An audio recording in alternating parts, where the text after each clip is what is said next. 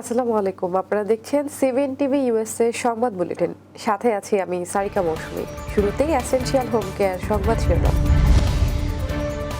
যুক্তরাষ্ট্রে নতুন মহামারী ছড়িয়ে পড়েছে, মৃত্যুর হার 39%। বাংলাদেশের হিন্দুদের নিয়ে প্রশ্ন এড়িয়ে গেলেন মার্কিন মুখপাত্র।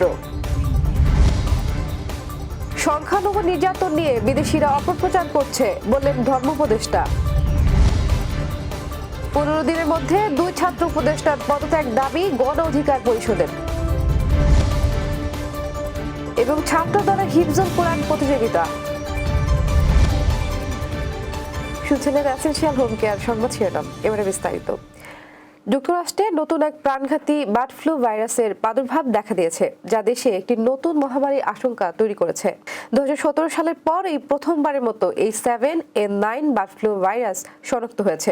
বিশ্ব স্বাস্থ্য সংস্থার তথ্য অনুযায়ী এই ভাইরাসের মৃত্যুর হার 39%, যা বিশ্বের জন্য উদ্বেগের বিষয় হয়ে দাঁড়িয়েছে। বিশ্ব স্বাস্থ্য সংস্থার মতে 2013 সালে চীনে প্রথম শনাক্ত হওয়ার পর থেকে বিশ্বব্যাপী 1568 জন এই ভাইরাসে আক্রান্ত হয়েছেন, যার মধ্যে 616 জন মারা গেছেন। ভাইরাসটি স্তন্যপায়ী প্রাণী এমনকি যুক্তরাষ্ট্রের গবাদি পশুর মধ্যেও ছড়িয়েছে। বর্তমান যুক্তরাষ্ট্রের মিসিসিপি অঞ্চলে 47,654টি ব্রয়লার মুরগির খামারে এই ভাইরাস শনাক্ত হয়েছে, যা পরিস্থিতিকে আরও জটিল করে তুলছে। বাংলাদেশে হিন্দুদের উপর সহিংসতা হচ্ছে। দিল্লি সফররত মার্কিন গোয়েন্দা প্রধান তুলসী গ্যাবার্ডের এমন বেফাঁস মন্তব্যের পর বিষয়টি এড়িয়ে গেছেন মার্কিন পররাষ্ট্র দপ্তরের মুখপাত্র ট্যামি ব্রস। গতকাল নিয়মিত ব্রিফিংয়ে মার্কিন পররাষ্ট্র দপ্তরের মুখপাত্র এ বিষয়ে মন্তব্য করতে অস্বীকৃতি জানান। এক সাংবাদিকের প্রশ্নের জবাবে তিনি বলেন, আমি কূটনৈতিক আলোচনার বিষয়টি অনুমান করতে চাই না। সাংবাদিক যখন পুনরায় প্রশ্ন করতে চান, তখন ব্রস বিষয়টি এড়িয়ে যান এবং অন্য প্রসঙ্গে চলে যান। ব্রিফিংয়ের অন্যান্য ইস্যুতেও তিনি প্রায় একই প্রতিক্রিয়া দেখান। সরাসরি উত্তর না দিয়ে কূটনৈতিক আলোচনার দোহাই দেন। বাংলাদেশের সংখ্যালঘুদের ওপর কোনো নির্মমতার ঘটনা না ঘটলেও তুলসী গ্যাবার্ডের এমন মন্তব্য নিয়ে চলছে নানা আলোচনা সমালোচনা। বাংলাদেশের সংখ্যালঘুদের ওপর কোনো হামলা হচ্ছে না এবং দেশে কোনো জঙ্গিবাদের ঘটনা ঘটছে না বলে অবস্থান পরিষ্কার করেছেন প্রধান উপদেষ্টা ডক্টর মোহাম্মদ ইউনূস। তুলসী গ্যাবার্ডের এই মন্তব্য বিভ্রান্তিকর এবং বাংলাদেশের ভাবমূর্তি ও সুনামের জন্য ক্ষতিকর বলে উল্লেখ করে অন্তর্বর্তী সরকার বলেছে, বাংলাদেশ ঐতিহ্যগতভাবে শান্তিপূর্ণ ও অন্তর্ভুক্তিমূলক ইসলাম চর্চার জন্য সুপরিচিত এবং চরমপন্থা ও সন্ত্রাসবাদের বিরুদ্ধে লড়াইয়ের অসাধারণ অগ্রগতি অর্জন করেছে। কিছু বিচ্ছিন্ন ঘটনা থাকলেও বাংলাদেশে সংখ্যালঘু নির্যাতনের ঘটনা বিদেশিরা যেভাবে বলছেন সেই মাত্রায় নেই বলে জানিয়েছেন ধর্ম বিষয়ক উপদেষ্টা আফম খালিদ হোসেন।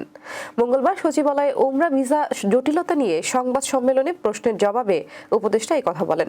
যুক্তরাষ্ট্রের গোয়েন্দা প্রধান তুলসী গ্যাবার্ড বলেছেন, বাংলাদেশ সংখ্যালঘু নির্যাতন নিয়ে তারা উদ্বিগ্ন। এ বিষয়ে উপদেষ্টা বলেন, এটা আমাদের সরকারের নলেজে এসেছে।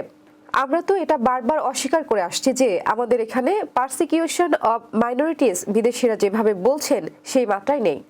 কিছু বিচ্ছিন্ন ঘটনা তো আছেই, তারপরও আমরা অত্যন্ত সজাগ রয়েছি। কিছু কিছু মাজারেও হামলার ঘটনা ঘটেছে, ভাঙচুর হচ্ছে। আমরা অত্যন্ত সিরিয়াস এবং আইন শৃঙ্খলা রক্ষাকারী বাহিনীরও দৃষ্টি আকর্ষণ করছি। তিনি বলেন, আমরা যদি সিসি ক্যামেরার মাধ্যমে অপরাধী শনাক্ত করতে পারি তাহলে তাদের আইনের আওতায় এনে বিচার করব। খালিদ হোসেন আরো বলেন, আমাদের কাছে পরিসংখ্যানও আছে যে আমরা কতজনকে ধরেছি।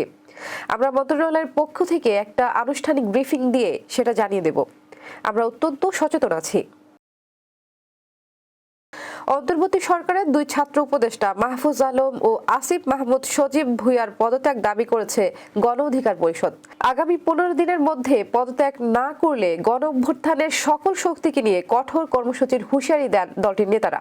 মঙ্গলবার দুপুর 12:30টার দিকে রাজধানীর পুরানা পল্টনে দলের কেন্দ্রীয় কার্যালয়ে অনুষ্ঠিত সংবাদ সম্মেলনে এ দাবি জানান সাধারণ সম্পাদক রাশেদ খান।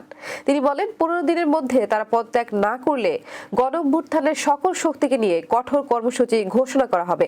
প্রয়োজনে যমুনা ঘেরাও করা হবে। জুলাই গণঅভ্যুত্থানে ছাত্র জনতার উপর গণহত্যা চালানোর দায়ে দল হিসেবে আওয়ামী লীগকে নিষিদ্ধের দাবি জানান রাশেদ খান। এই সময় তিনি বলেন, সম্প্রতি ওয়াসা নিয়োগ নিয়ে যে বিতর্ক সৃষ্টি হয়েছে সেই নিয়োগ বাতিল করতে হবে। সরকারের বিভিন্ন দপ্তরে ছাত্র প্রতিনিধি হিসেবে যারা নিয়োগ পেয়েছেন তাদের নিয়োগ বাতিল করতে হবে।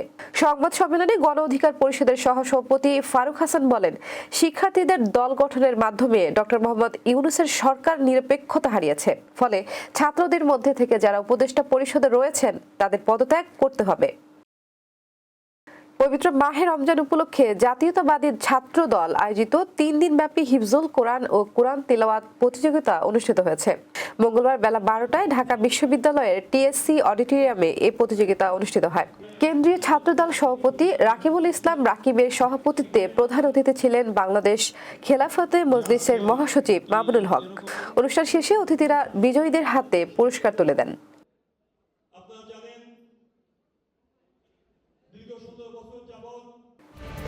এবার কর্ণফুলী ইনকাম ট্যাক্স সংবাদ শিরোনাম। নিউ ইয়র্কে বাংলাদেশ সোসাইটি অব ব্রাঞ্চের ইফতার ও দোয়া মাহফিল অনুষ্ঠিত।